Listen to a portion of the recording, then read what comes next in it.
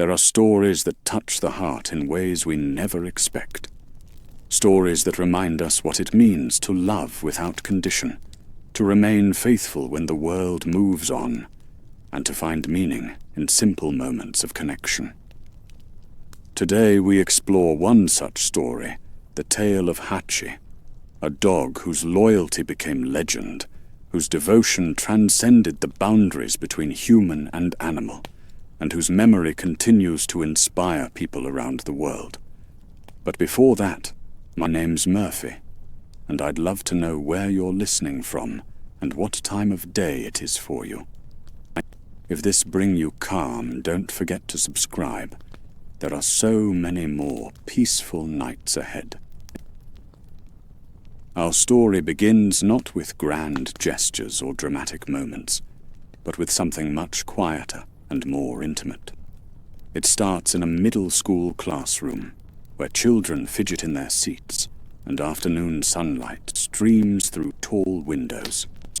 The teacher has asked each student to share the story of their personal hero, and one by one, they speak of athletes, celebrities, and family members who have shaped their young lives.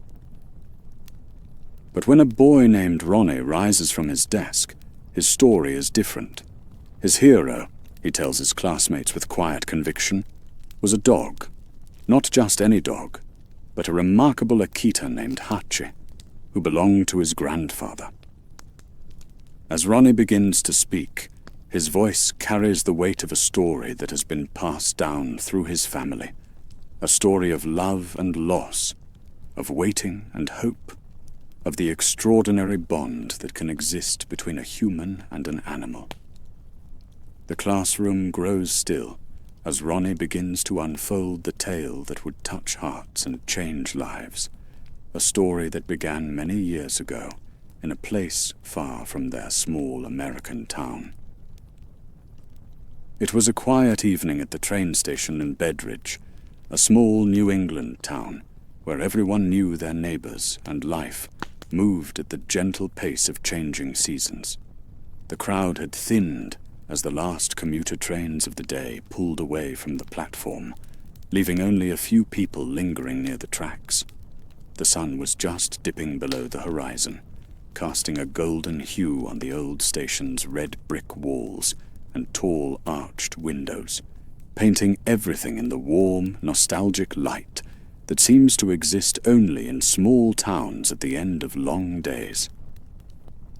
The station itself was a relic from an earlier era, built when train travel was the lifeline, connecting small communities to the wider world.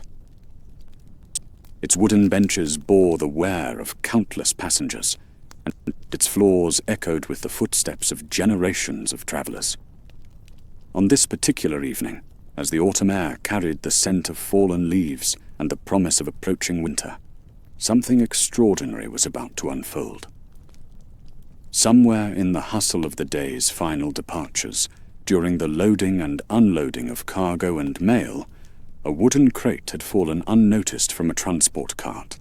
The crate was well-traveled and bore the marks of a long journey, shipping labels in both English and Japanese characters, custom stamps, and the wear that comes from being handled by many different people across thousands of miles. It had begun its journey in a Buddhist monastery in Japan, where monks had carefully prepared it for the long voyage to America. Inside this modest wooden prison, nestled against a soft blanket, and barely big enough to peek through the narrow gaps between the slats, was a small Akita puppy. He was perhaps 8 weeks old, still possessing that rounded softness of very young animals. His fur was extraordinarily beautiful, a pristine cream color, with patches of light tan that would darken and deepen as he matured. His ears were still floppy from his youth, not yet standing tall and alert as they would in adulthood, and his dark, intelligent eyes held that particular mixture of curiosity and uncertainty that belongs to the very young when they find themselves in unfamiliar places. Around his neck hung a collar that was clearly special, Not the ordinary leather or nylon that most pets wore, but something that spoke of ceremony and significance.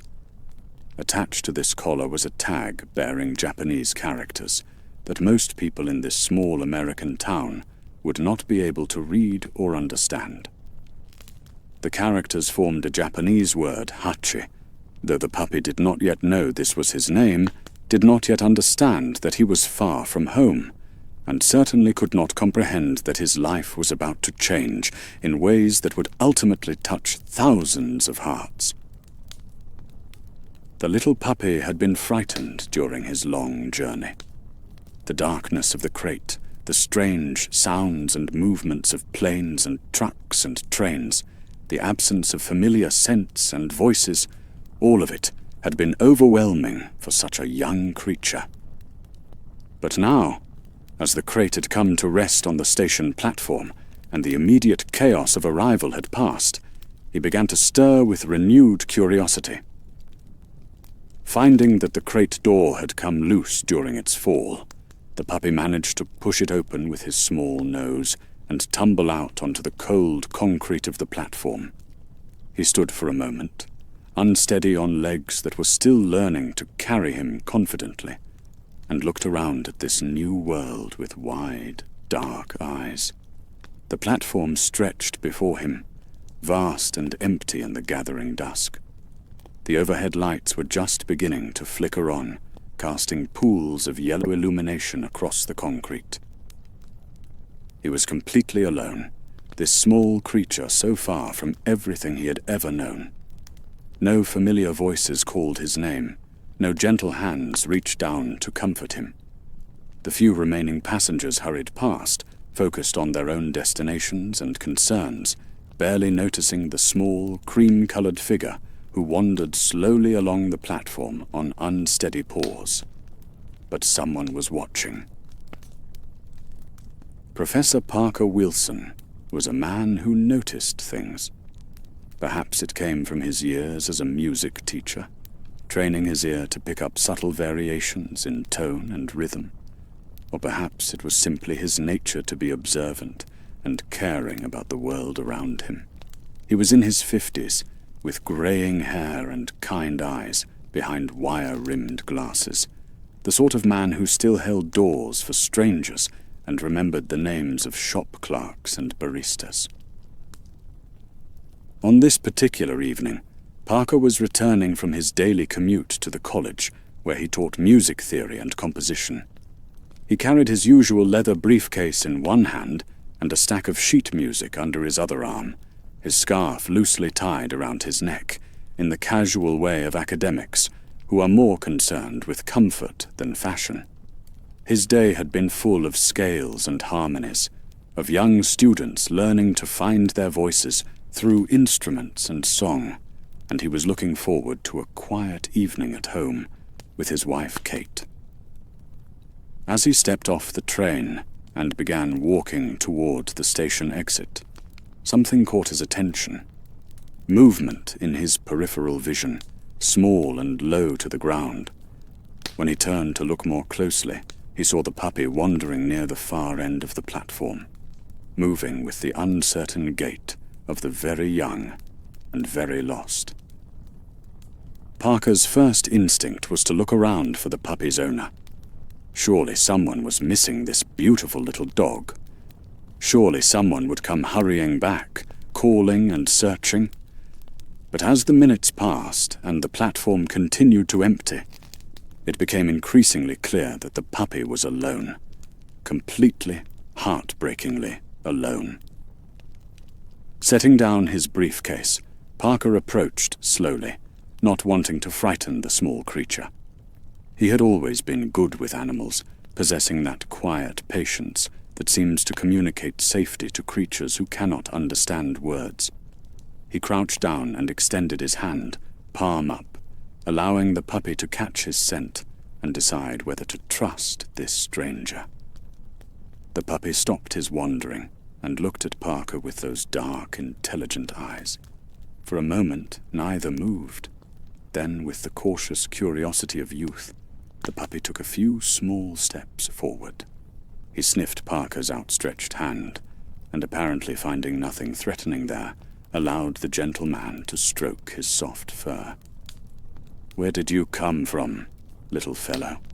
Parker asked softly, his voice carrying the same gentle tone he used with his most nervous students.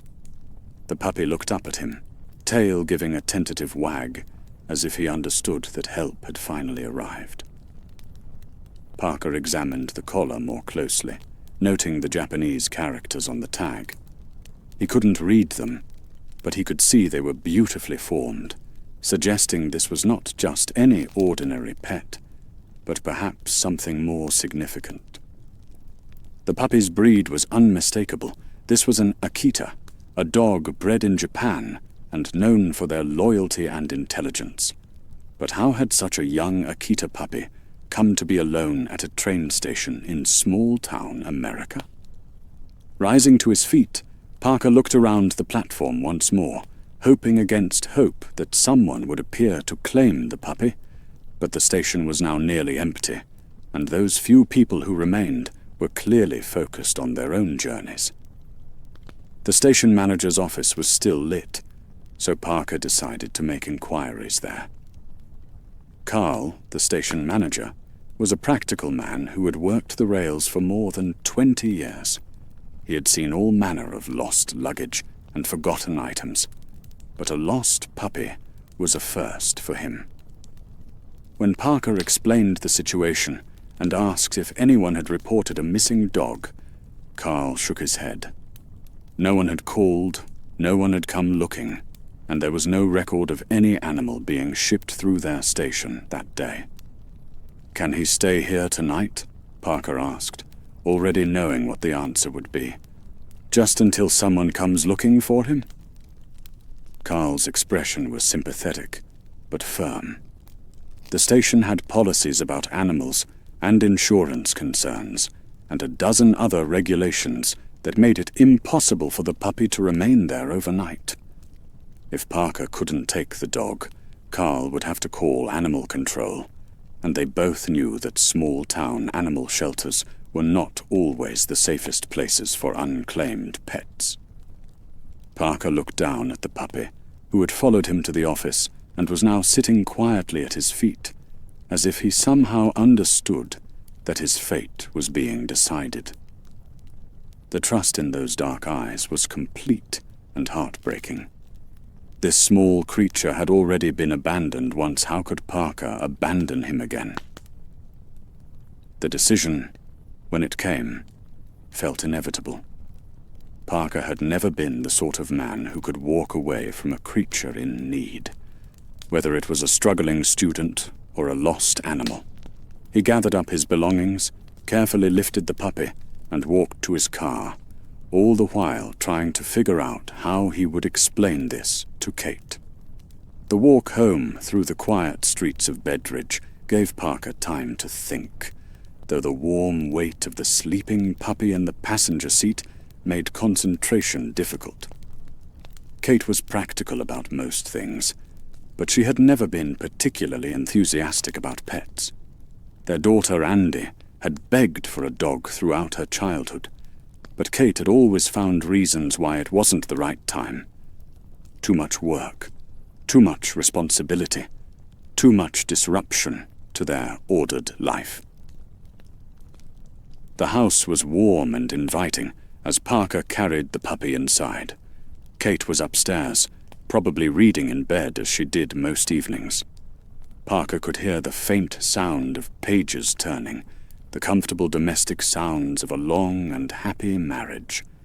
He settled the puppy in his study, creating a makeshift bed from an old cushion and surrounding it with books to create walls that might make the small creature feel more secure. But the puppy was curious about his new surroundings, more interested in exploring than sleeping. He wandered out of the study and, following his nose and the scent of people, found his way upstairs to the bedroom, where Parker was trying to explain the day's events to Kate. "You see, there was this puppy at the station," Parker was saying, his words careful and measured when the explanation became unnecessary. The puppy had appeared in their bedroom doorway, had walked directly to Kate's side of the bed, and had somehow managed to lick her bare toes where they extended from beneath the covers. Kate's reaction was immediate and unambiguous. She pulled her feet away with a small shriek, her eyes wide with surprise and something that might have been alarm. The careful explanation Parker had been preparing became irrelevant in the face of this direct canine introduction. "Parker Wilson, what is that animal doing in my bedroom?" Kate's voice carried the particular tone that wives perfect over years of marriage, the one that suggests the husband has overstepped some boundary that should have been obvious. Parker gathered up the puppy, who seemed entirely unaware that he had caused any disturbance, and was, in fact, wagging his tail at this new person who had made such interesting sounds. "I can explain," Parker said, though he wasn't entirely sure he could. "How do you explain the pull of compassion, the impossibility of walking away from something small and helpless?" Kate's expression softened slightly as she looked at the puppy, but her position remained firm. The dog could not stay in the house, not overnight, and certainly not permanently. If Parker insisted on keeping the animal until its owner could be found, it would have to stay in the garage or the tool shed. So Parker found himself making another bed, this time in the tool shed behind their house. He layered old blankets and made sure the small space was warm and secure. The puppy watched these preparations with interest, seeming to understand that this would be his sleeping place. When Parker finally said goodnight and closed the shed door, the puppy curled up in his makeshift nest without complaint, as if he understood that even this simple shelter was better than being alone on a cold train platform. Morning brought new challenges and new discoveries. Parker woke early, concerned about the puppy's first night in strange surroundings, and found the little Akita alert and seemingly content in his shed. The autumn morning was crisp, but not cold, and the puppy greeted Parker with enthusiasm, tail wagging and eyes bright with the resilience of youth. But it was Andy, Parker's daughter, who truly discovered the puppy that morning. She had come by early to help her mother with some household project, and her delighted squeals from the backyard brought both Parker and Kate to the window. Andy had always loved animals, and seeing her interact with the puppy, watching her laugh as he stumbled over his own feet in his eagerness to play, reminded Parker of why he had wanted to get her a dog when she was younger. "Oh, Dad, he's absolutely beautiful," Andy called out, cradling the puppy in her arms. "Look at his markings and those eyes. What kind of dog is he?" Parker explained what he knew about Akitas, about their origins in Japan, and their reputation for loyalty and intelligence. He showed Andy the collar with its mysterious Japanese characters, and together they speculated about how such a young dog had come to be alone at their train station. But Kate remained unmoved by the puppy's charms. She watched from the kitchen window as Andy played with the dog, her expression thoughtful but firm. When Parker joined her for breakfast, she had already begun making plans. "We need to find his real owners," she said, setting down her coffee cup with the decisive sound of someone who had made up her mind. "This afternoon, I'll take some pictures and make posters. We can put them up around town, maybe place an ad in the paper." Parker had expected this response, but hearing it spoken aloud made his heart sink a little. The puppy had already begun to feel like part of their morning routine, and the thought of giving him up felt surprisingly difficult. "What if no one comes forward?" he asked. "Someone will," Kate replied with the confidence of someone who believed the world was fundamentally orderly, and that lost things always found their way back to where they belonged. A dog this beautiful, this young someone, is looking for him. So the morning was spent in preparation for separation. Kate photographed the puppy from several angles, capturing his distinctive markings and the intelligent expression in his dark eyes. She created simple but effective posters, "Found Dog," in large letters, followed by a description and their phone number. The Japanese characters on his collar were carefully reproduced, in case someone who could read them might see the poster. Parker spent the rest of the morning walking through town, posting the flyers in shop windows, on community bulletin boards, at the post office and library. Each place he stopped, people were drawn to the photograph. The puppy was undeniably beautiful, and his story found alone at the train station touched hearts everywhere Parker went. At the bookshop, the elderly owner studied the poster carefully. "Akita, you said? That's a Japanese breed. Maybe someone imported him, and he got loose during shipping." She promised to keep the poster prominently displayed and to ask her customers if anyone had heard of a missing puppy. But not everyone was welcoming. At one shop, the owner's cat took immediate exception to the puppy's presence, hissing and arching its back with unmistakable hostility. Parker had to retreat quickly, the puppy in his arms, while apologizing for the disruption. The visit to the animal shelter was perhaps the most difficult stop. The facility was clean and well run, but it was also clearly overcrowded. Dogs barked from kennels that seemed too small, and the staff, though kind, were obviously overwhelmed.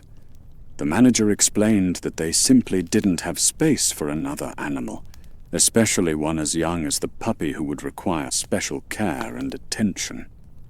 "Honestly," the manager said, glancing at the puppy who was exploring the office with typical canine curiosity, "your best bet is to keep him until his owners turn up. A dog that beautiful won't stay unclaimed for long." By the end of the day, Parker had distributed dozens of posters and spoken to countless people, but no one had come forward to claim the puppy. The little Akita had spent the day accompanying Parker on his rounds, charming everyone they met, but apparently belonging to no one in Bedridge. That evening, as Parker prepared the tool shed for another night, he found himself hoping that Kate might relent and allow the puppy inside. But her position remained unchanged. The dog could stay until his owners were found, but he was not to become a permanent member of their household. The next few days fell into a routine that surprised everyone with its naturalness.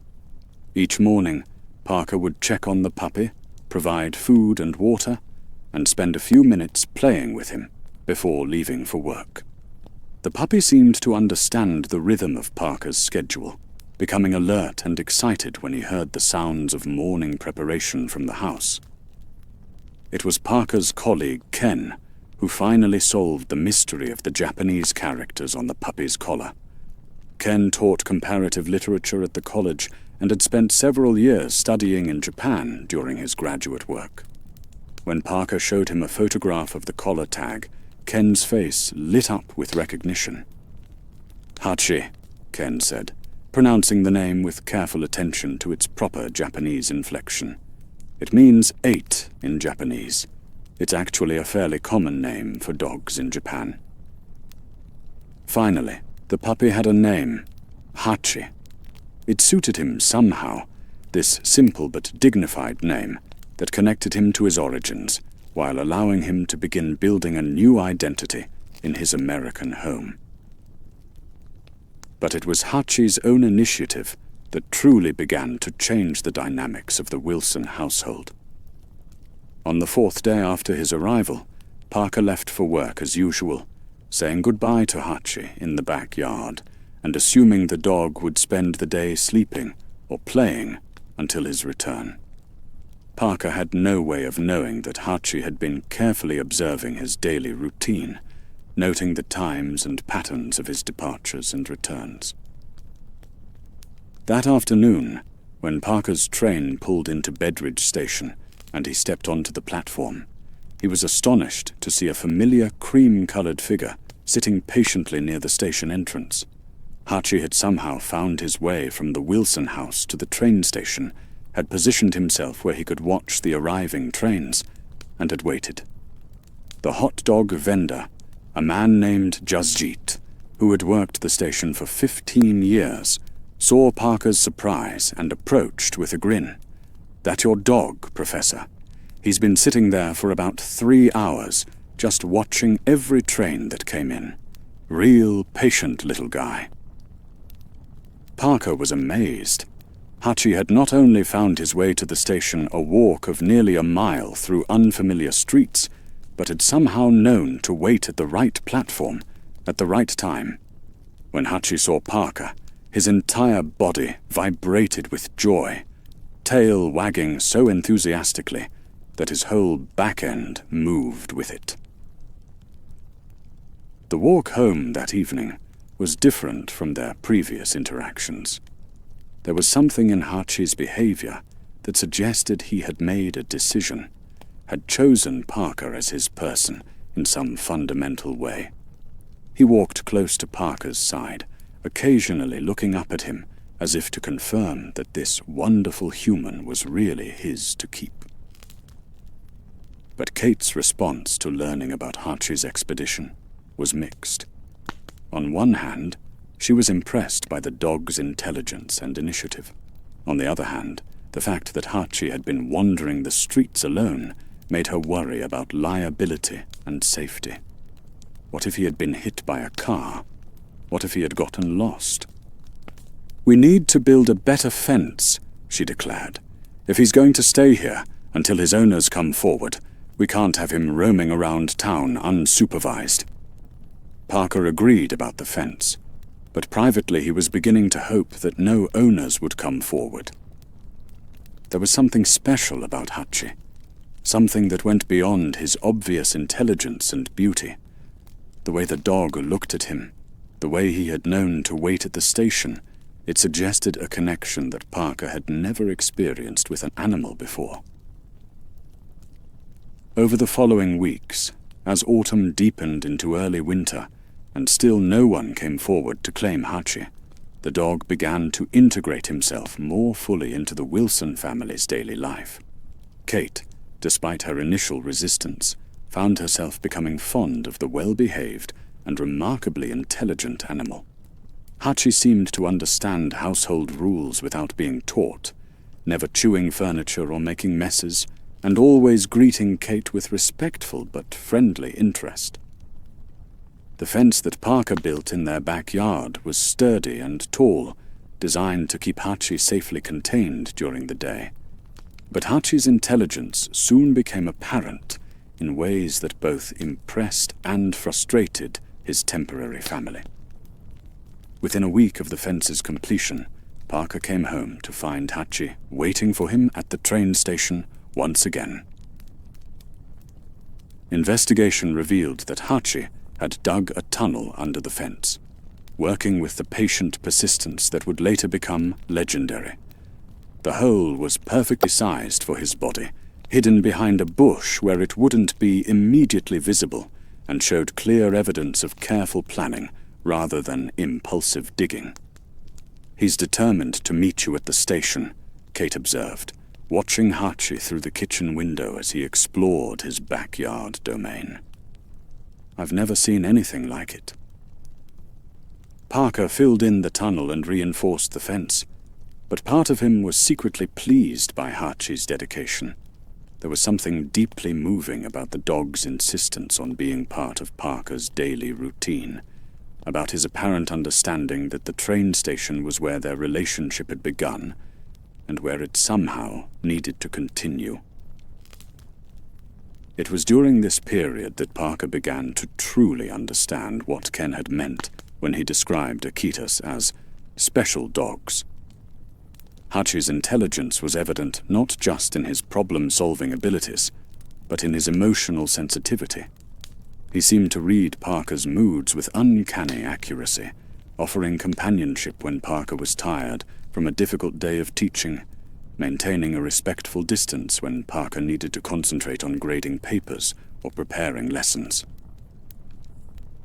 The evening routine became something Parker looked forward to in ways he hadn't expected.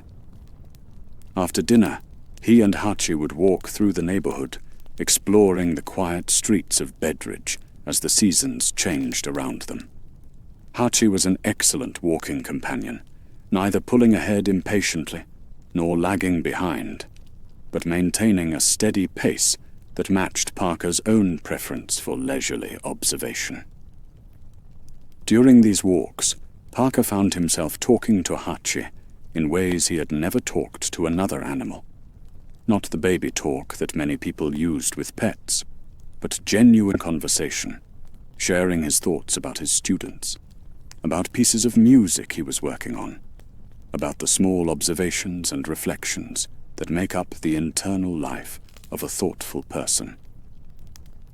And Hachi listened, not with the polite but distracted attention that dogs sometimes give to human chatter, but with focused interest, his dark eyes alert and his head tilted slightly, as if he were truly processing what Parker was saying. Sometimes Parker had the unsettling but wonderful feeling that Hachi understood far more than should have been possible. Although Ken had translated the characters on Hachi's collar weeks earlier, it was around this time that the name began to feel truly his, rather than something left over from his mysterious past. Parker started using the name consistently, and Hachi responded to it with increasing recognition and enthusiasm. But the name meant more than just a convenient way to get the dog's attention. Through Ken's research and his own reading, Parker learned about the significance of Akitas in Japanese culture, about their history as noble companions and symbols of loyalty. The name Hachi connected their dog not just to his origins, but to a proud lineage of faithful companions. Ken visited the Wilson house several times during this period, partly to see how Hachi was settling in, and partly because he was genuinely fascinated by the dog's story. As someone who had lived in Japan and understood the cultural significance of Akitas, Ken could see qualities in Hachi that others might miss. Akitas choose their person, Ken explained to Parker one afternoon, as they watched Hachi explore the backyard. They're not like some breeds that will bond with an entire family equally. An Akita picks one human and devotes himself to that person completely. It's not something you can train or force. It's just their nature. Parker thought about this as he observed Hachi's behavior.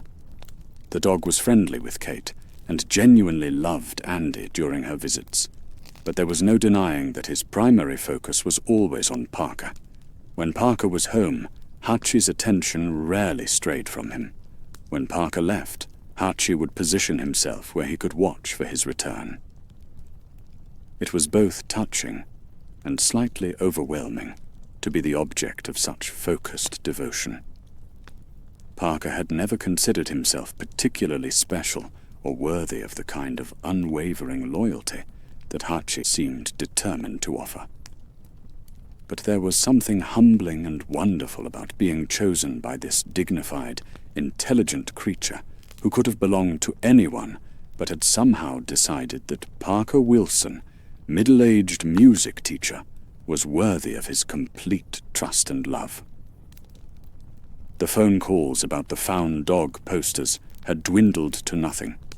Kate stopped mentioning the need to find Hachi's real owners. Andy began referring to Hachi as Dad's dog, rather than the dog we're keeping temporarily. And Parker allowed himself to begin thinking of Hachi not as a temporary responsibility, but as a permanent part of his life. The decision, when it finally came, was not dramatic or formally announced. It happened gradually, in small moments and quiet acceptances. Kate stopped talking about what they would do when Hachi's owners come for him.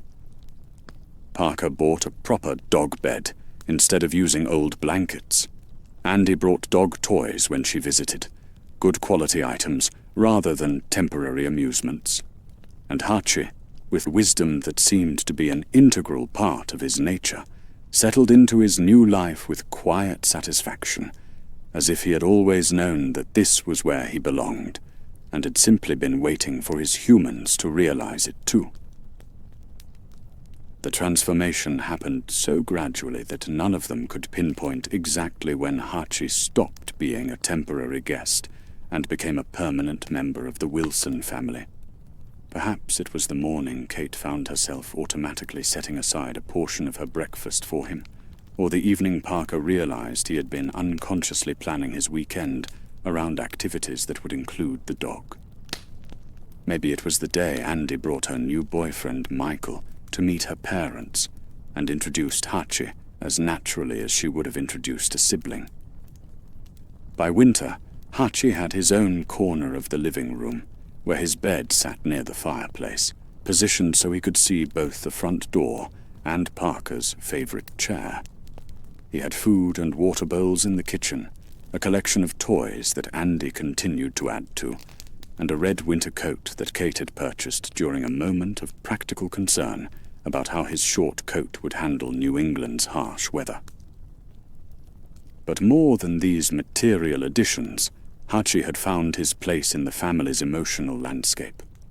Kate, who had initially resisted the disruption of their ordered life, found herself enjoying the dog's quiet presence during her long days working on art restoration projects at home.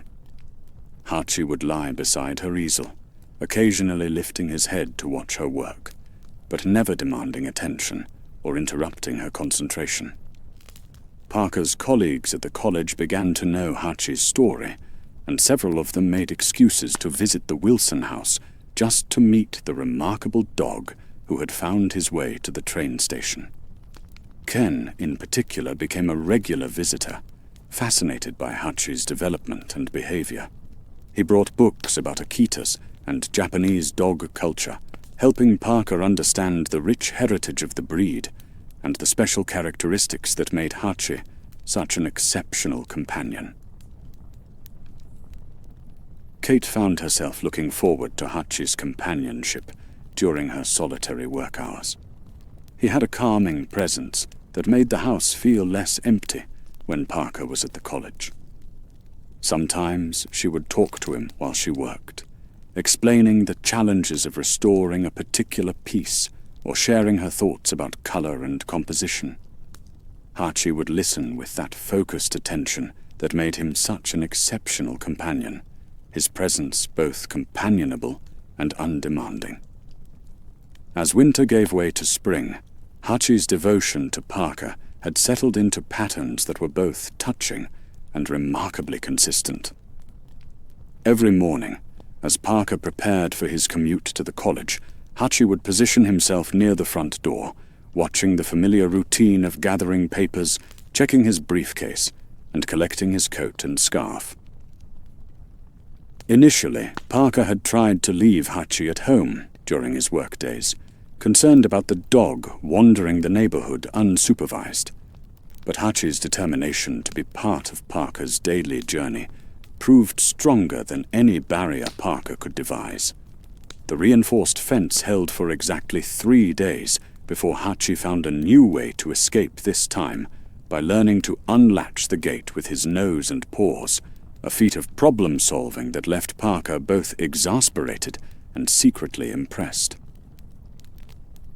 After several weeks of this daily battle of wills, Kate suggested a compromise. "Why don't you just let him walk with you to the station?" she proposed.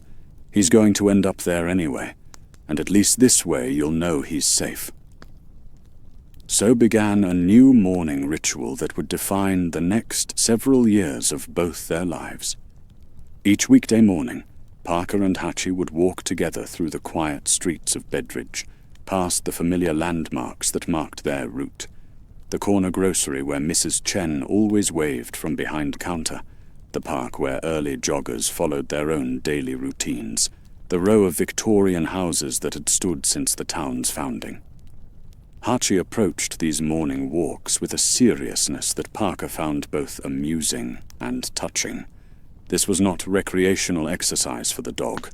This was important work, the daily task of accompanying his chosen human to the boundary between their shared domestic world and the larger world where Parker disappeared each day.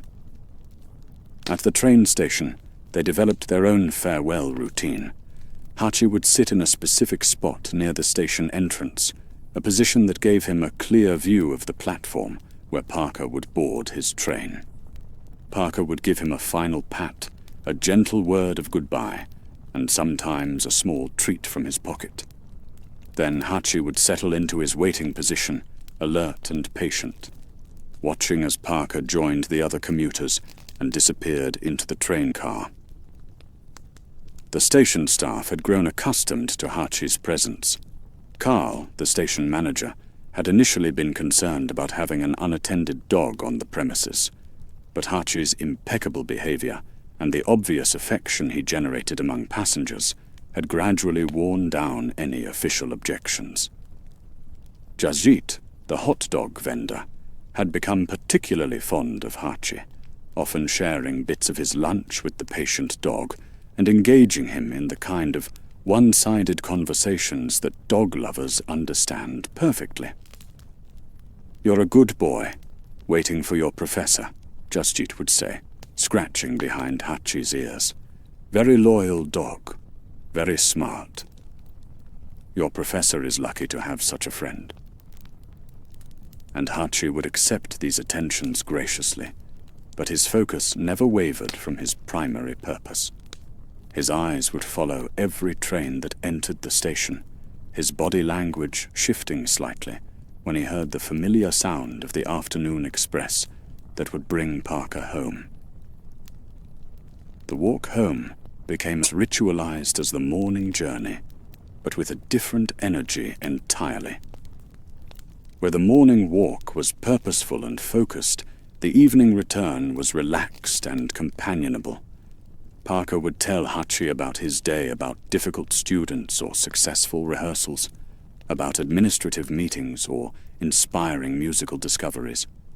And Hachi would listen with that remarkable attention that made him such an extraordinary companion, occasionally pausing to investigate an interesting scent, but always returning his focus to Parker's voice. But it was not just Parker's schedule that Hachi learned to anticipate.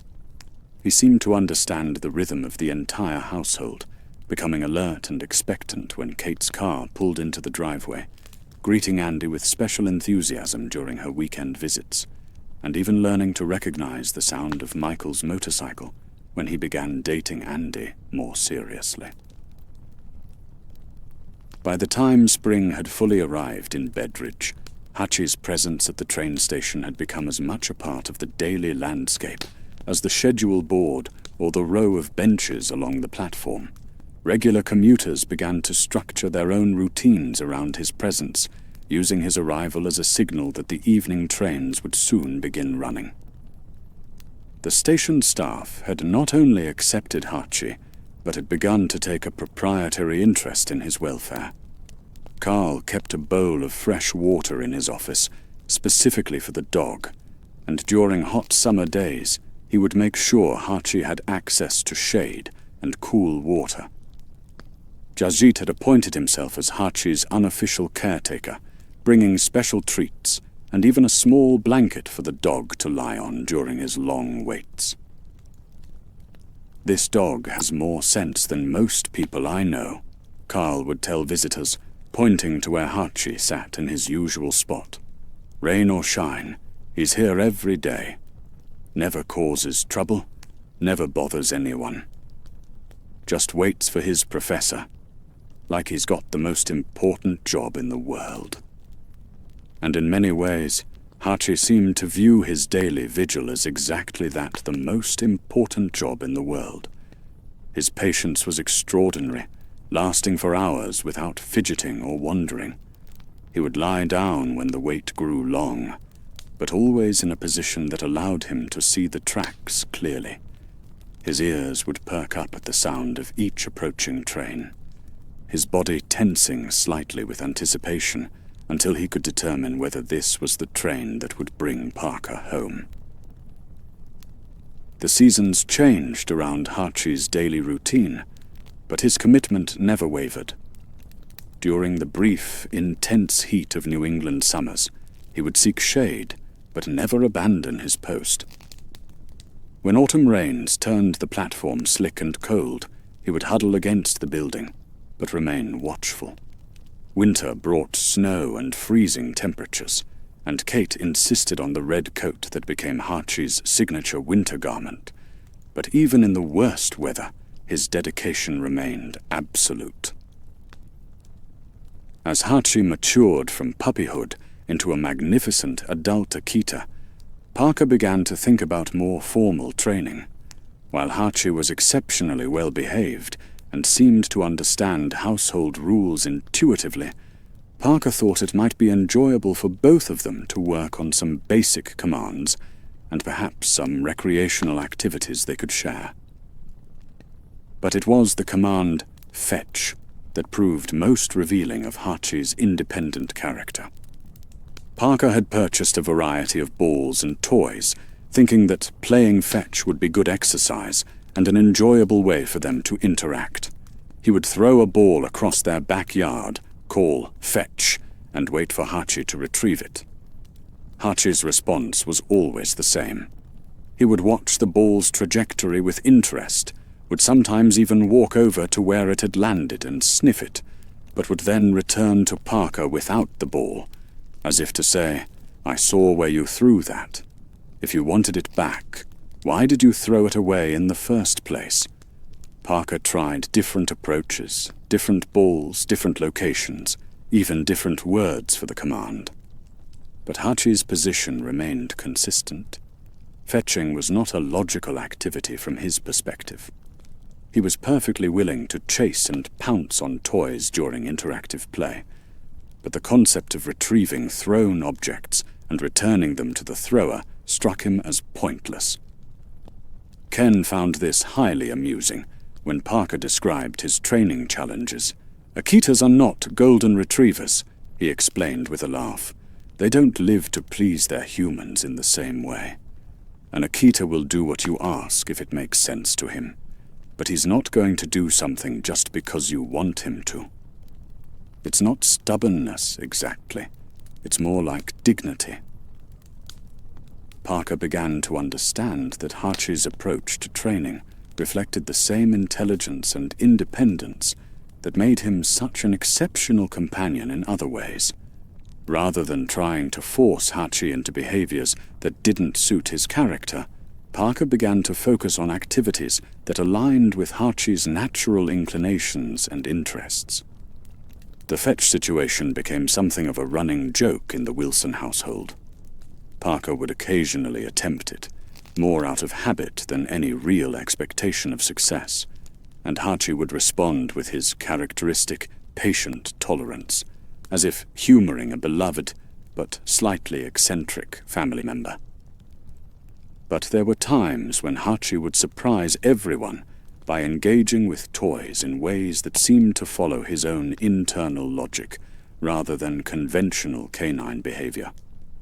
Andy noticed it first during one of her weekend visits.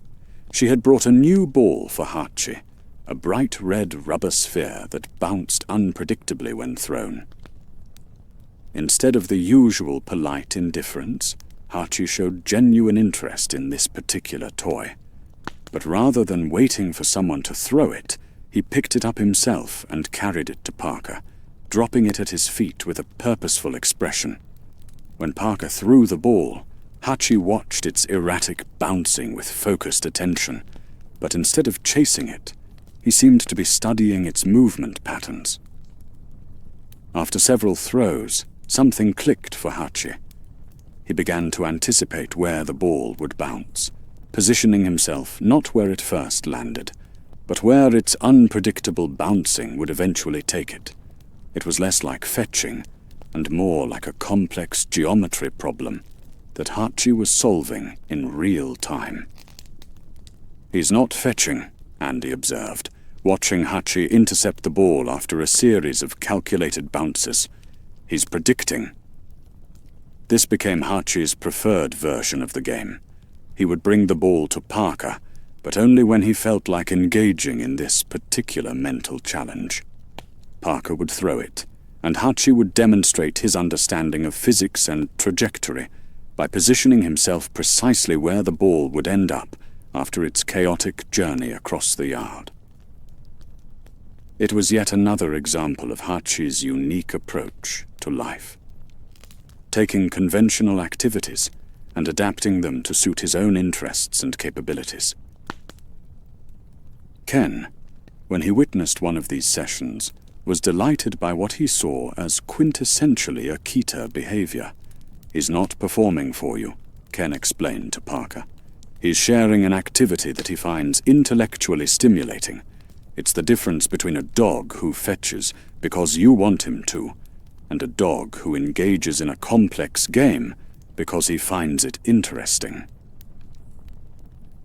As the months passed, and Hachi settled more deeply into his role as Parker's companion, their relationship developed layers of communication and understanding that amazed everyone who observed them.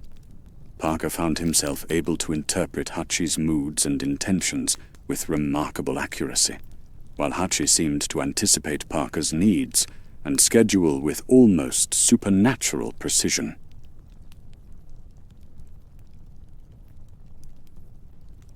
Kate began to notice how Hachi's presence seemed to calm and center Parker in ways that surprised her.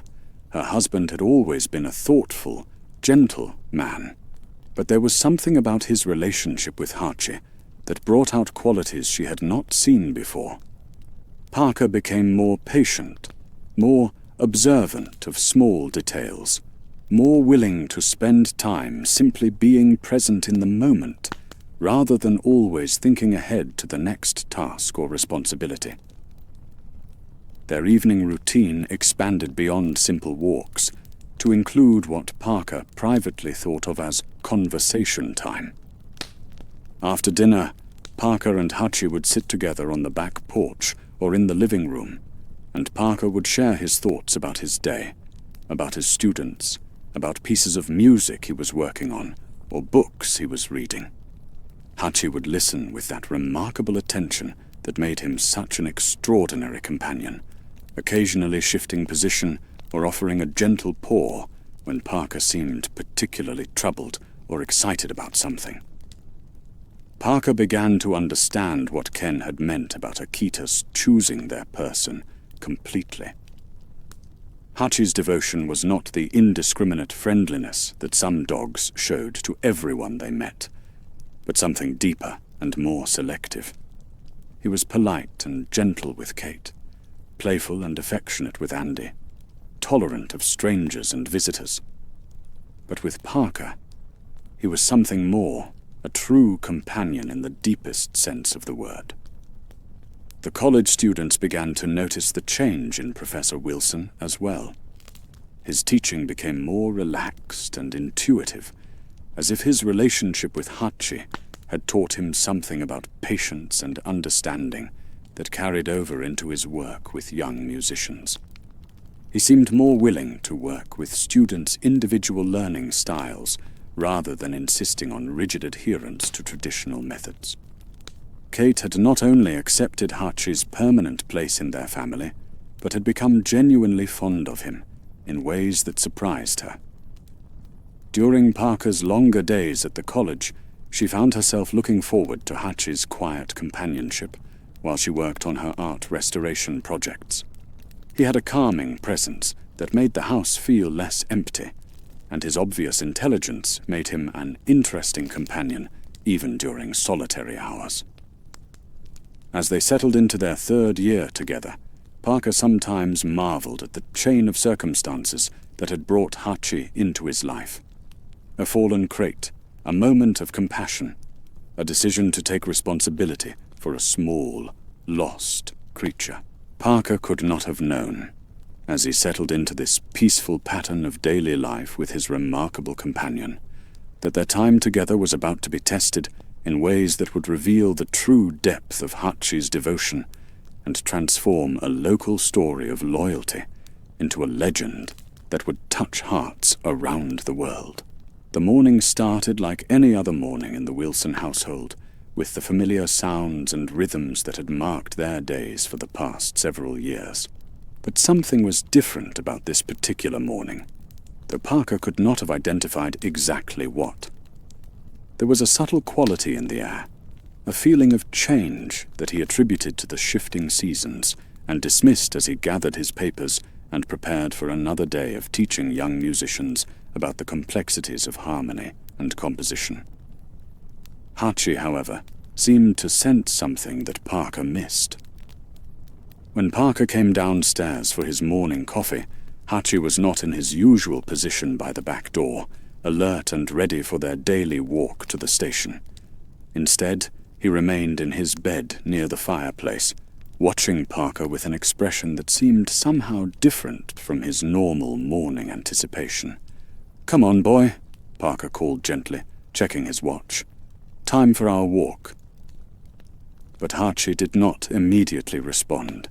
He lifted his head, looked at Parker with those dark, intelligent eyes, and then settled back onto his bed with what seemed like reluctance or even concern. It was such unusual behavior that Parker stopped his morning preparations and crouched down beside Hachi's bed. "What's wrong, fellow?"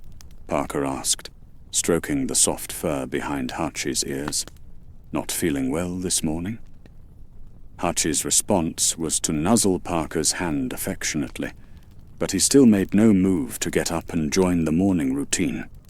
Parker examined him carefully, looking for signs of illness or injury, but Hachi appeared physically healthy. His nose was cool and moist, his eyes were clear and alert, and when Parker gently pressed along his body, checking for tender spots or unusual lumps, Hachi showed no signs of discomfort. Perhaps it was just one of those inexplicable moods that animals sometimes experience, Parker reasoned. Even the most routine-oriented creatures occasionally have days when they feel different or need to break from their normal patterns. Parker had certainly experienced such mornings himself, when the familiar rhythm of daily life felt somehow off, or when he had a vague sense that the day would bring something unexpected. "All right," Parker said, giving Hachi a final pat. "You can stay home this morning if you want to. I'll see you this afternoon." But as Parker gathered his briefcase and coat, preparing to leave for the station alone, Hachi suddenly seemed to change his mind. He rose from his bed with what appeared to be great effort or reluctance, walked to where Parker was standing, and picked up something from the floor near the door.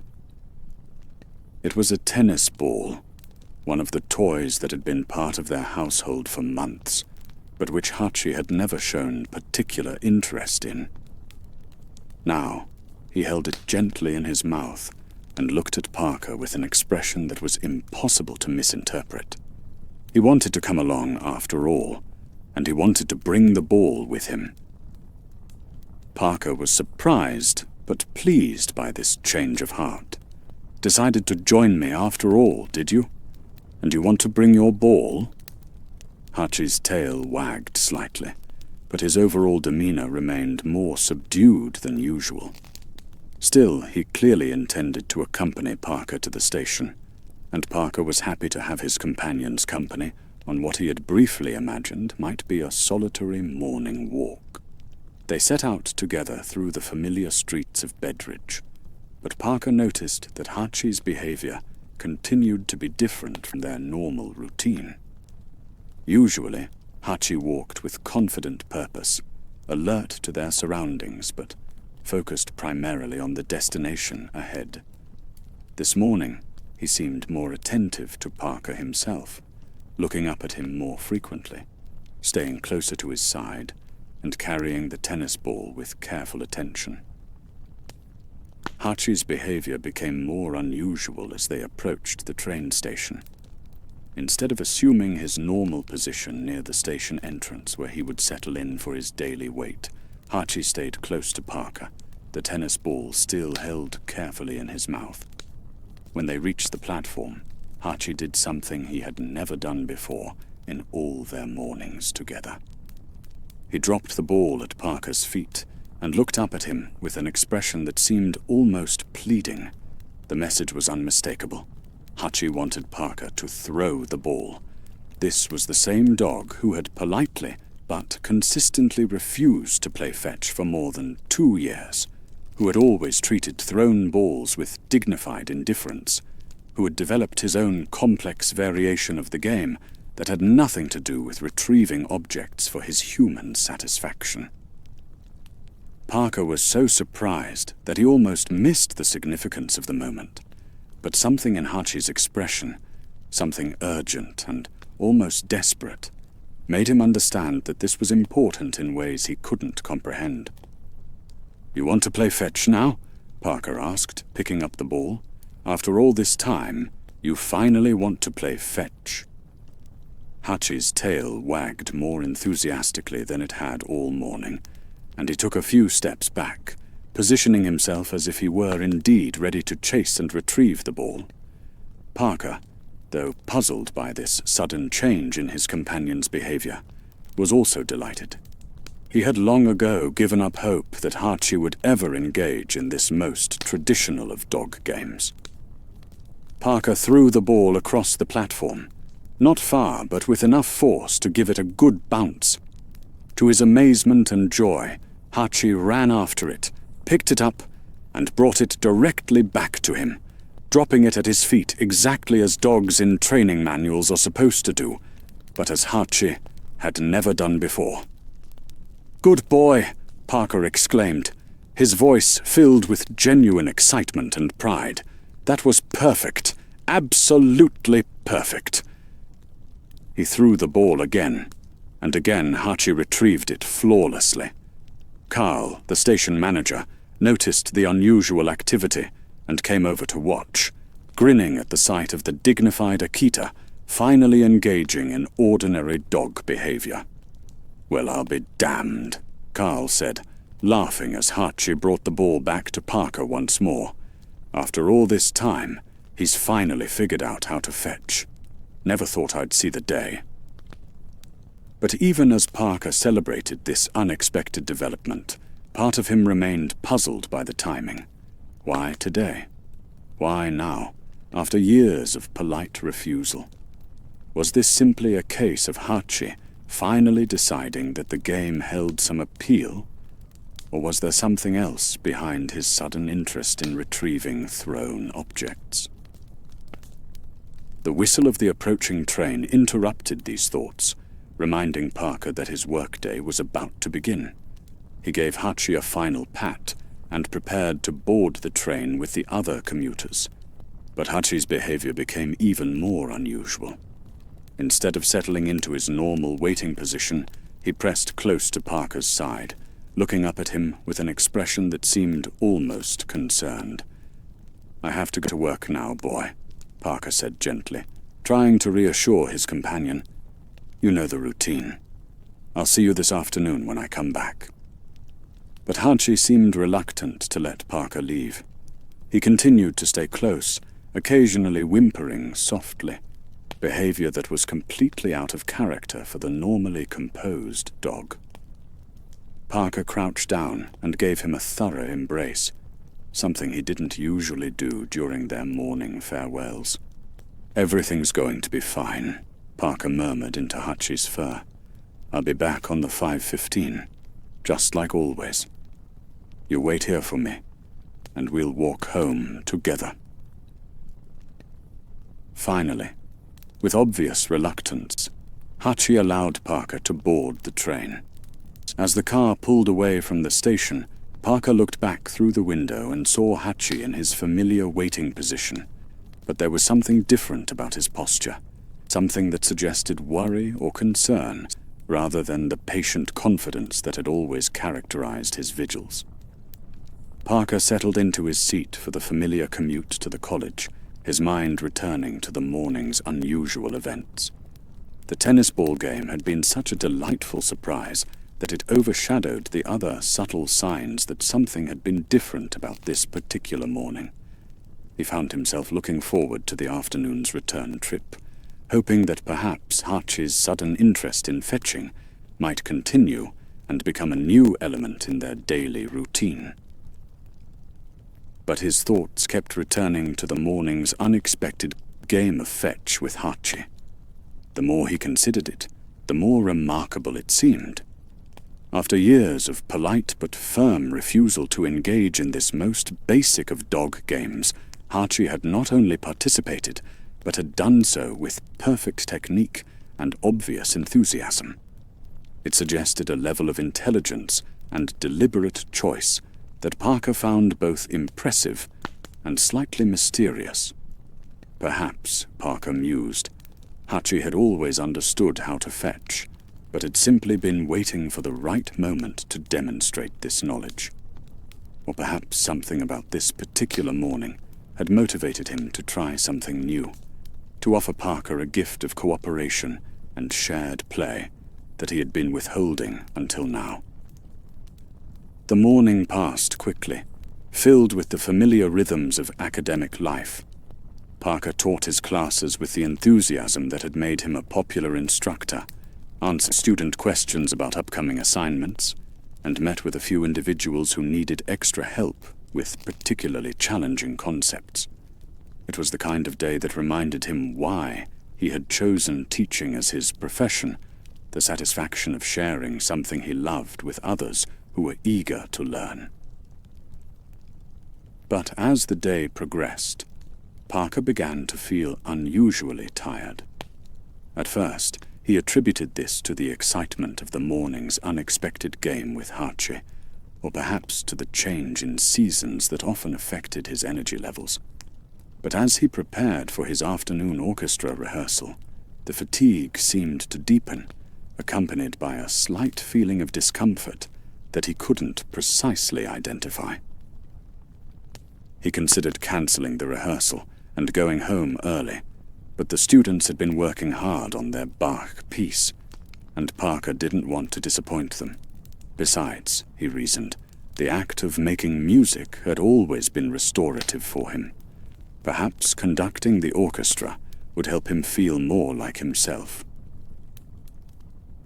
While Parker was experiencing his increasingly difficult day at the college, Hachi maintained his faithful vigil at the Bedridge train station.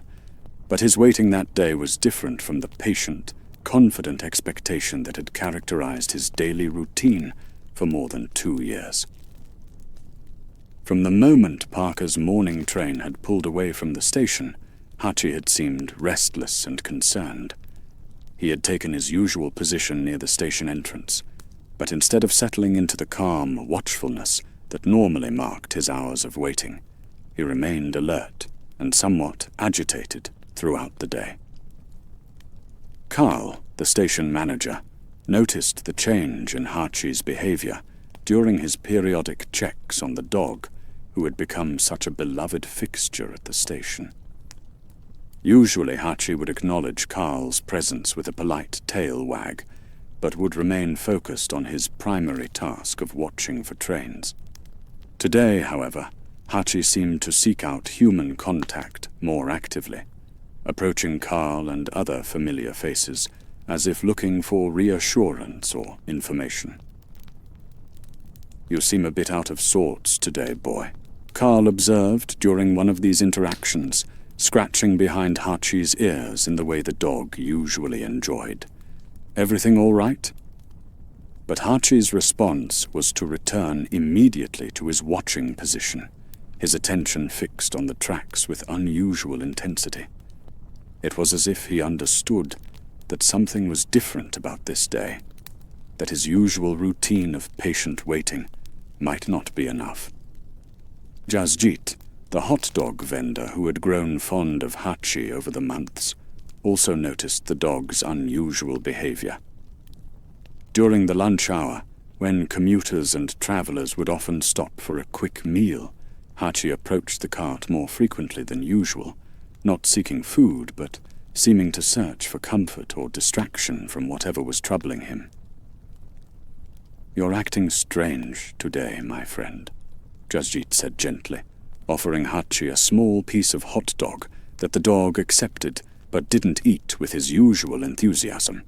"Your Parker will be back soon. Don't worry." But even Jajit's reassuring words couldn't seem to calm whatever anxiety had taken hold of Hachi. The dog returned to his post, but his posture remained tense, his ears constantly moving to catch every sound that might signal an approaching train. But the 5:15 train arrived without Parker, just as it had countless times before. Usually this was simply part of Hachi's routine: wait for this train, watch it leave, continue waiting for the next one. Today, however, when Parker didn't emerge from the familiar car, Hachi's agitation increased noticeably.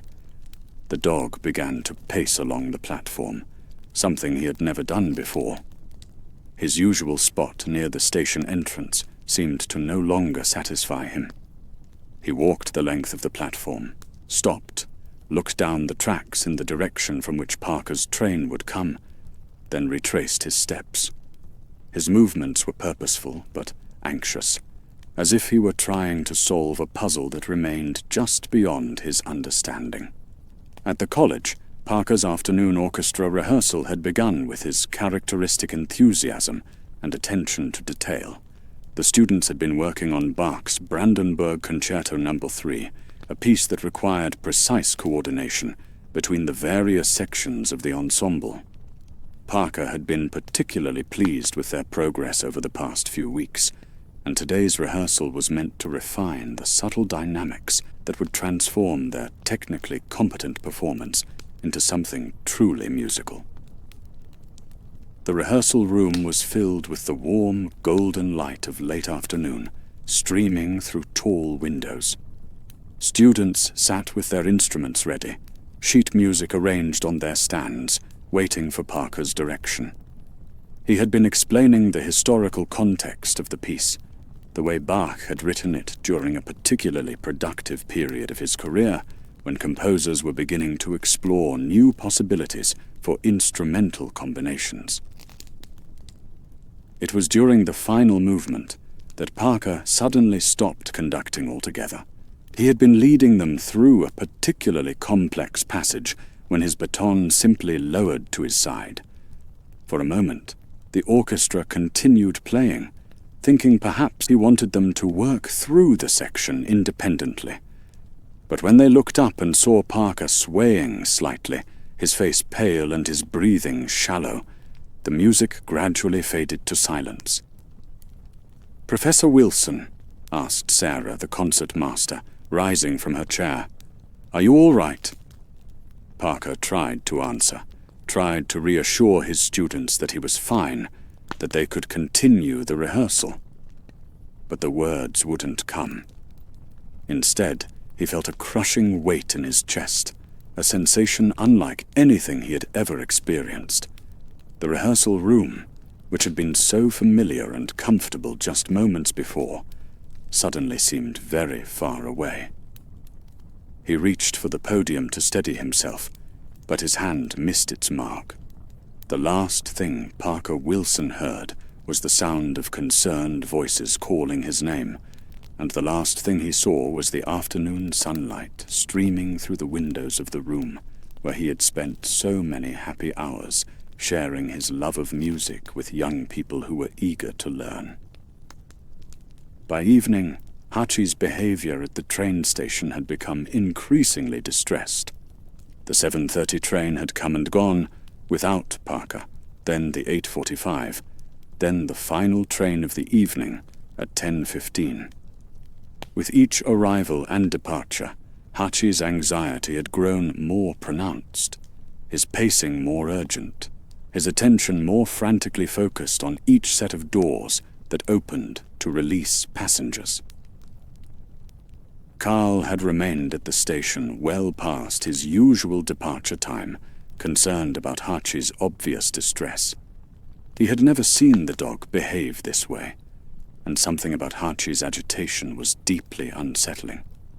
It was as if Hachi understood something that the humans around him did not, as if his connection to Parker allowed him to sense trouble in a way that transcended ordinary perception.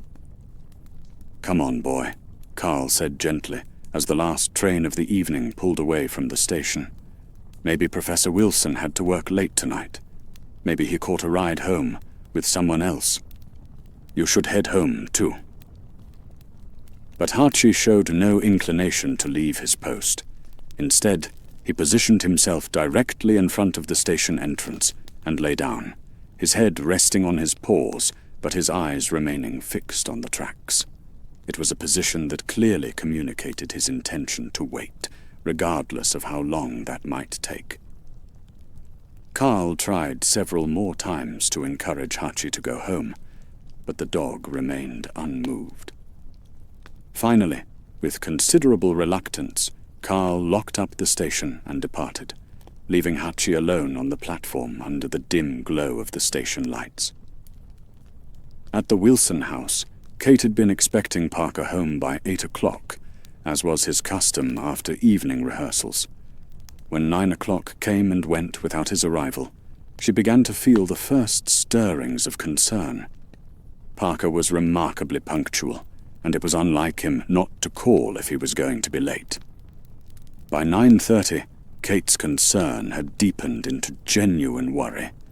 She called the college, but the main number connected her only to an automated system that provided no useful information. She tried Parker's office, but there was no answer. She even called a few of Parker's colleagues, but none of them had seen him since earlier in the day. It was approaching 10 o'clock when Kate's phone finally rang, but the voice on the other end was not Parker's.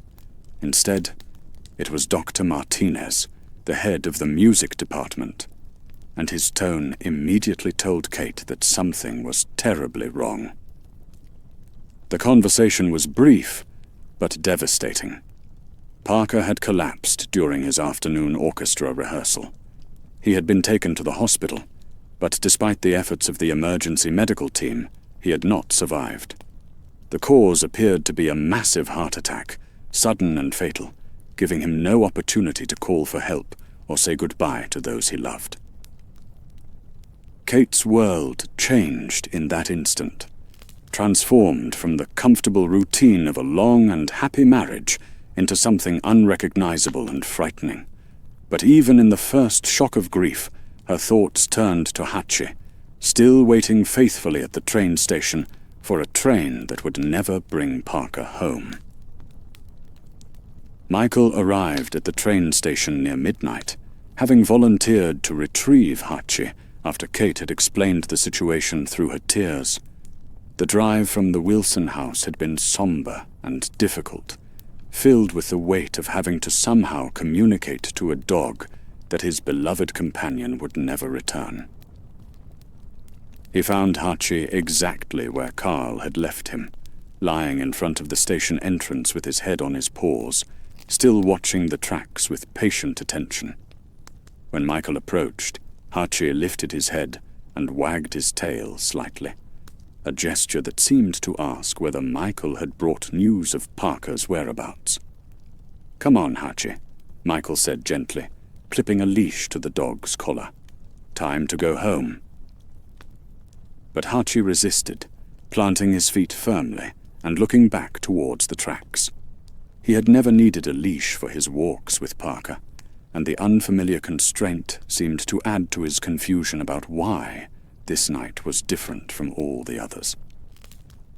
Michael was patient, but persistent, eventually coaxing Hachi to the car with a combination of gentle encouragement and the promise of a ride that might somehow lead to Parker. The drive back to the Wilson house was quiet, with Hachi sitting in the passenger seat, looking out the window, as if searching for some sign of the man who had become the center of his world. At the house, Kate was waiting with tears in her eyes and a heart full of sorrow for both her own loss and for Hachi's confusion. She knelt down as Michael brought Hachi inside, wrapping her arms around the dog who had been such an important part of their family's daily life. "Parker's not coming home, Hachi," she whispered into his soft fur, knowing that he couldn't understand the words, but hoping that somehow her tone might convey the finality of what had happened. He's gone, and he's not coming back. Hachi accepted Kate's embrace, but remained alert and watchful, his attention frequently turning towards the door, as if expecting Parker to walk through it at any moment. The house, which had always been filled with the comfortable sounds of family life, seemed unnaturally quiet without Parker's presence, without his voice calling to Hachi, or the familiar rhythm of his footsteps on the hardwood floors. That night, Hachi refused to sleep in his usual spot beside Parker and Kate's bed. Instead, he positioned himself by the front door, his body oriented towards the street, his ears tuned to every sound that might signal Parker's return. Kate found him there in the morning, still awake, still waiting, and her heart broke anew at the sight of such devoted loyalty that would never again be rewarded with the arrival of the person it sought. The funeral took place 3 days later, on a crisp October morning, when the New England foliage was at its most spectacular. The small chapel was filled with Parker's colleagues from the college, students whose lives he had touched through his teaching, and neighbors who had known him as a kind and gentle man who walked his dog to the train station every morning and every evening. Andy had flown in from her new life across the country, her own grief compounded by concern for her mother and for Hachi, who had become as much a part of the family as any human member. The service was beautiful and fitting, filled with music that Parker had loved and stories that captured his generosity of spirit and his dedication to sharing the joy of music with others.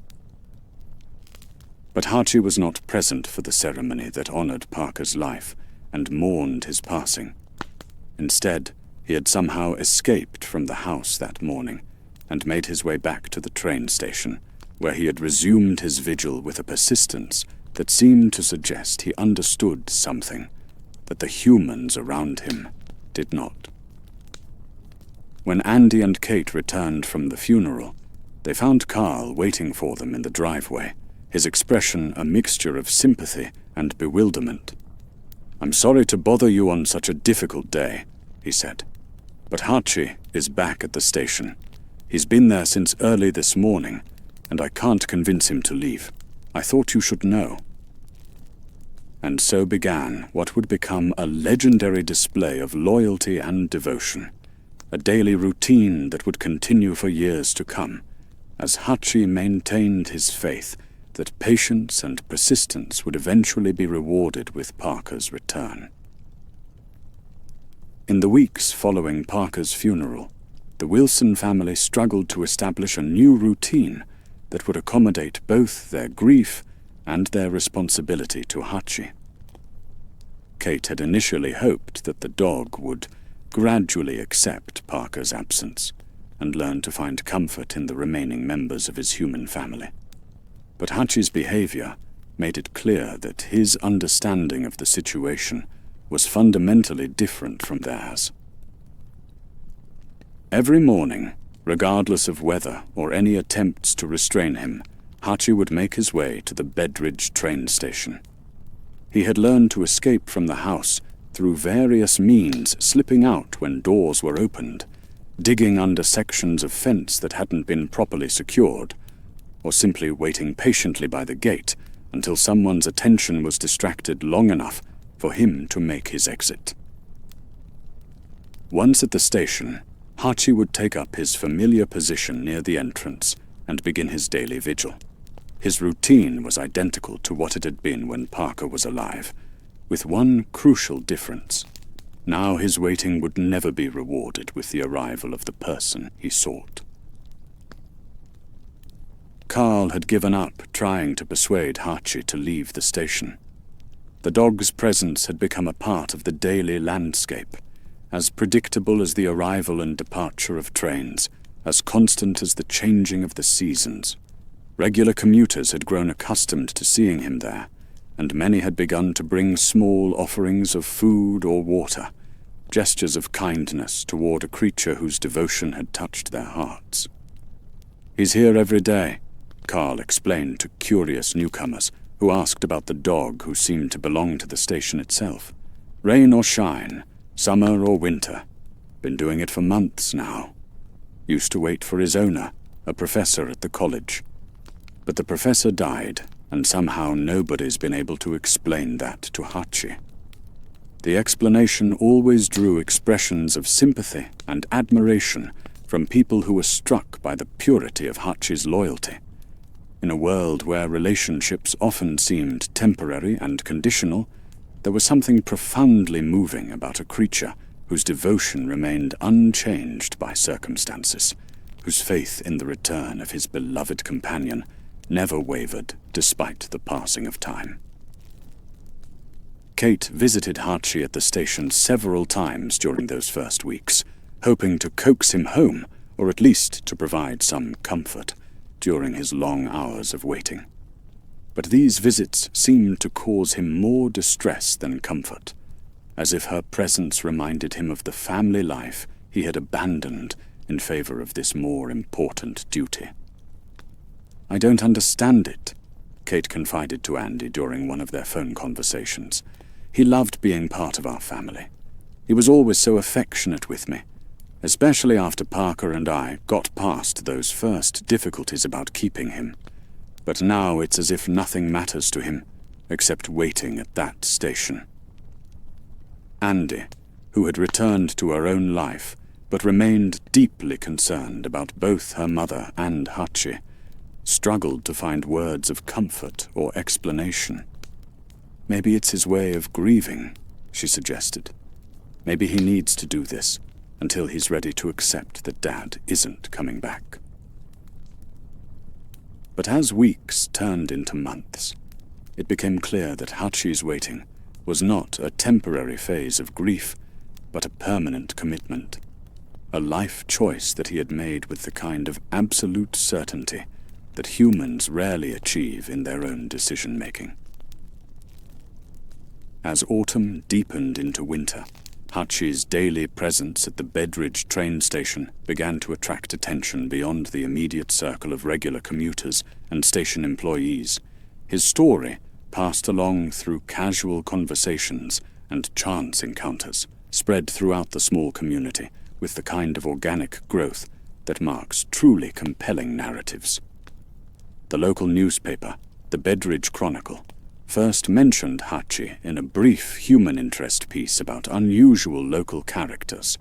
The article, written by a young reporter named Sarah Chen, who had recently moved to town, was intended as a light-hearted feature about the quirky personalities that gave small towns their distinctive character.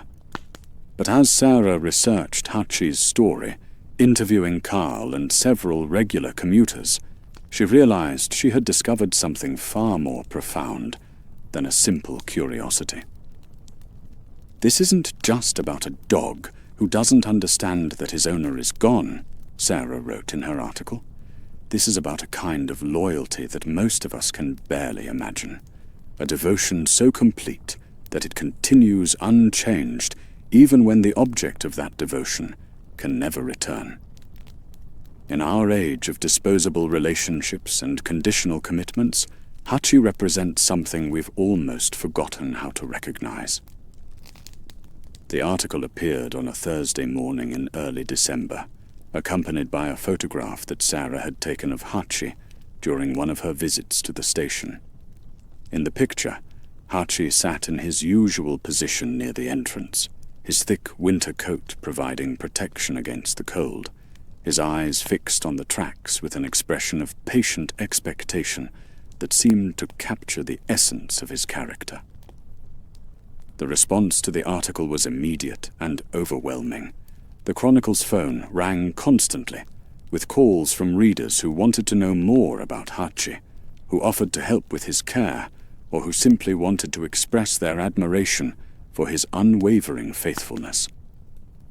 Some callers shared their own stories of pet loyalty, but none quite matched the extraordinary commitment that Hachi demonstrated every single day. Within a week, the story had been picked up by newspapers in nearby towns, then by regional publications, and eventually by national media outlets looking for uplifting stories to balance their usual diet of conflict and crisis. Each retelling of Hachi's story seemed to touch readers in ways that surprised even the journalists who wrote about him. The increased attention brought both benefits and challenges. On the positive side, Hachi never lacked for food or water, as admirers from across the region began sending donations to support his care. But the attention also brought complications. Well-meaning visitors sometimes tried to take Hachi home with them, convinced that they could provide better care than what he was receiving at the station. Others attempted to interfere with his routine, thinking that they could somehow help him move on from his obsessive waiting. These interventions never succeeded, and often caused Hachi considerable distress. He had no interest in alternative arrangements, no matter how comfortable or caring they might be. His purpose was singular and unwavering, to wait at the station for Parker's return, and no amount of human reasoning or persuasion could convince him to abandon this mission. The changing seasons marked the passage of time in ways that human calendars could not. Hachi's coat grew thick and full during the winter months, providing natural insulation against the cold. In spring, he would shed this extra fur, emerging with the leaner profile that served him well during the warmer months. Summer brought its own challenges, with heat that required more frequent water breaks and shade-seeking, but Hachi adapted to these conditions without abandoning his essential purpose. As the second year of his vigil progressed, subtle changes began to appear in Hachi's behavior and appearance. He moved a bit more slowly than he had in the past, though his alertness remained undiminished. His muzzle showed the first hints of grey, the natural aging that comes to all dogs, but seemed particularly poignant in one whose life had become so singularly focused on an impossible hope. Kate, now in her third year of widowhood, had established her own routines for coping with Parker's absence. She had sold the house where she and Parker had lived, finding it too full of memories to be comfortable, and had moved to a smaller apartment. "Sometimes I think he's the lucky one," Kate confided to Andy during one of their phone conversations. "He still believes Parker is coming back. He hasn't had to accept the finality of death the way we have. In his world, it's just a matter of waiting long enough, being patient enough, and Parker will step off one of those trains just like he used to." Andy, now settled into her own life with a husband and young children, struggled with the question of what should be done about Hachi. Part of her admired his loyalty and found something beautiful in his unwavering faith. But another part of her worried about the practical aspects of his situation, the way his life had become so narrow and focused on something that could never happen. "Maybe we should try harder to bring him home," she suggested. "Maybe if we were more persistent, more creative in our approach, we could help him move on and find happiness in a different kind of life." But Kate had tried numerous approaches over the years, and none had succeeded in persuading Hachi to abandon his vigil. He would accept brief visits, tolerate attempts at coaxing and persuasion, and even show signs of affection for the humans who cared about him. But he would never voluntarily leave the station, never agree to a permanent relocation that would take him away from his post.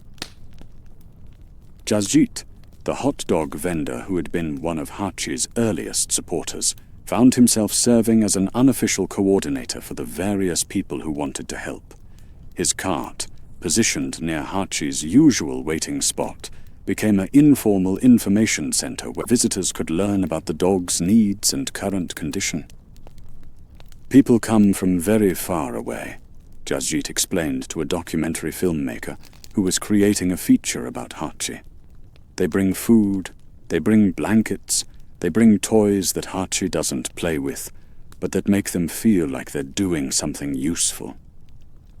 But mostly, they come because they want to see for themselves this dog who represents something they wish they could find in their own lives. The gifts that arrived for Hachi were touching in their variety and thoughtfulness. Children sent drawings of dogs and trains, accompanied by carefully written notes expressing their admiration for Hachi's loyalty. Elderly people contributed blankets and cushions, items that spoke to their understanding of the discomforts of waiting and watching.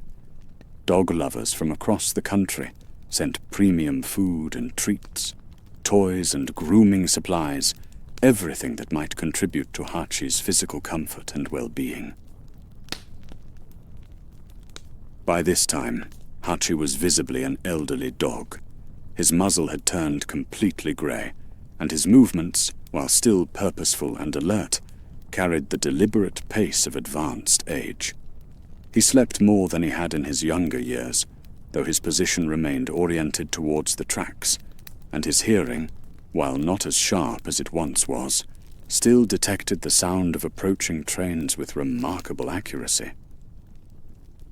The changes in Hachi's appearance and behavior were subtle but noticeable to those who saw him regularly.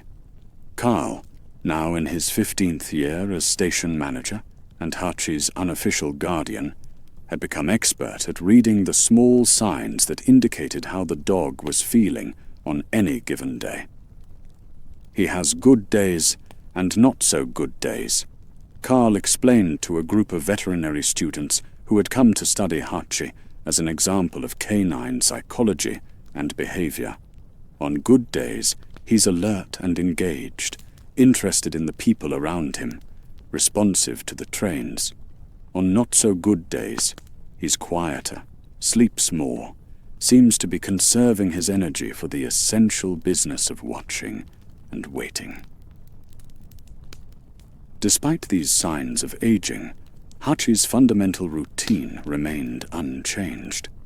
He still arrived at the station each morning, still took his position near the entrance, still maintained his vigil throughout the day. The only concession he made to his advancing years was a willingness to use the shelter more frequently, especially during extreme weather, and a tendency to accept more help from the humans who cared for him. The winter of Hachi's 6th year proved to be particularly harsh, with temperatures dropping to record lows and snow accumulating to depths that made movement difficult even for humans. The station management and Hachi's supporters worked together to ensure that he had adequate shelter and warmth, but there were days when even the most dedicated caregivers worried about his ability to endure the extreme conditions. On one particularly bitter morning in February, Carl arrived at the station to find Hachi curled up in his shelter, unresponsive to the usual greetings and morning routine. For a terrifying moment, Carl thought that the cold might have finally overcome the elderly dog's determination to continue his vigil.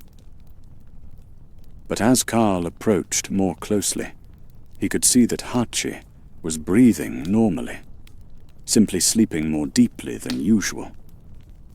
When gently roused, Hachi emerged from his shelter and took his usual position, though he moved more slowly than usual and seemed to require more effort to maintain his alertness throughout the day. That was the day I realized that Hachi's story would have an ending, Carl later recalled. Not today, maybe not tomorrow, but someday. And when that day comes, it won't be because he gave up or lost faith. It will be because even the strongest spirit eventually inhabits a body that can't keep up with its demands. The first snows of winter came early that year, blanketing the station platform in pristine white that transformed the familiar landscape into something both beautiful and stark. Hachi seemed to take pleasure in the snow, walking through it with the careful steps of an elderly dog, but showing more animation than he had in months. On a particularly quiet evening in December, as the last train of the day pulled away from the station, Hachi made his way to a spot near the tracks where he had never rested before. It was a small area, sheltered from the wind, but with a clear view of the rails, a place that seemed to offer both comfort and the perfect vantage point for his eternal watch. He circled the spot several times, as dogs do when preparing to settle down, then lowered himself to the ground with the careful movements of advanced age. But instead of maintaining his usual alertness, Hachi allowed his head to rest on his paws and closed his eyes, as if finally permitting himself the deep rest that he had deferred for so many years. Carl found him there the next morning, peaceful and still, his face turned toward the tracks where he had watched for Parker's return through more than 2,000 days of unwavering faith. The snow had fallen gently during the night, creating a soft blanket that seemed to embrace Hachi's sleeping form with the tenderness of a natural blessing. The veterinarian who was called to examine Hachi confirmed what everyone already understood. He had died, peacefully in his sleep, his body finally succumbing to the gentle demands of age and exhaustion. There were no signs of struggle or distress, nothing to suggest that his final moments had been anything other than the quiet conclusion of a life lived with extraordinary purpose and devotion. The news of Hachi's death spread through Bedridge and beyond with the same organic speed that had originally carried his story to national attention. Within hours of Carl's discovery, the train station was filled with flowers, notes, photographs, and other tributes from people who had been touched by Hachi's unwavering loyalty. The local newspaper, which had first told Hachi's story 7 years earlier, devoted its entire front page to his obituary, accompanied by photographs that chronicled his vigil from its beginning to its peaceful end. The headline read simply, "Faithful to the end, Hachi's watch concludes." But the accompanying article captured the profound impact that one dog's devotion had made on thousands of human lives. Hachi died as he had lived for the past 7 years, the article concluded, in service to a love that transcended death, in faithful expectation of a reunion that never came in this world, but that may have found its fulfillment in ways we cannot fully understand. Kate, now in her 70s, and showing her own signs of the passage of time, spoke about the dog who had been such an integral part of her family's life. Her words were simple but profound, capturing the essence of what Hachi had meant, not only to those who had known him personally, but to the thousands of people who had been inspired by his example. "Hachi taught us that love doesn't end with death," she said, her voice carrying clearly through the packed auditorium. "He showed us that devotion can be its own reward, that faithfulness doesn't require recognition or reciprocation to have meaning. In a world where so much seems temporary and conditional, Hachi represented something permanent and absolute." Andy, now a mother of 3, and bearing a strong resemblance to her mother at the same age, spoke about the lessons that Hachi's story held for future generations. She announced the establishment of the Hachi Foundation, an organization dedicated to promoting animal welfare and research into the bonds between humans and their pets. Hachi's story didn't end with his death, Andy explained. It continues in every act of loyalty and devotion that his example inspires, in every person who chooses faithfulness over convenience, commitment over comfort. He showed us what it means to love without condition, to remain faithful without guarantee, to hope without certainty. a memorial service was followed by the dedication of a bronze statue of Hachi, positioned near the train station entrance, where he had maintained his vigil for so many years.